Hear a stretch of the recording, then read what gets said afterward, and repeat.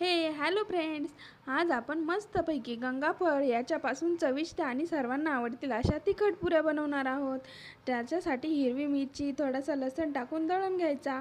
नंतर गंगाफळ टाकून मस्तपैकी शिजून घ्यायचं. थोडं थंड झाल्यावर तुमच्या कमी जास्त प्रमाणात तुम्ही 1-2 वाटी घेऊ शकता. नंतर त्याच्यातच थोडंसं गव्हाचं पीठ टाकायचं आणि घट्टसर मळून घ्यायचं. आणि हो, मळताना लक्षात ठेवा त्याच्यात पाणी अजिबात टाकू नका, नाहीतर काय पाणी टाकलं तर पीठ पातळ होईल आणि पुरी तर लाटताच येणार नाही. त्याच्यामुळे थोडीशी काळजी घ्या. पीठ मळून झालं की 5-10 मिनटं थांबा आणि नंतर लगेच तुमच्या आवडीनुसार गोल किंवा त्रिकोण, चौकोनी कोणत्या पण आकारामध्ये लाटून घ्या आणि थोडेसे तीळ लावा. लगेच गरमागरम तेलात मस्तपैकी तळून घ्या. पुरी पण टम्म अशी फुगते आणि खायला पण चविष्ट लागते.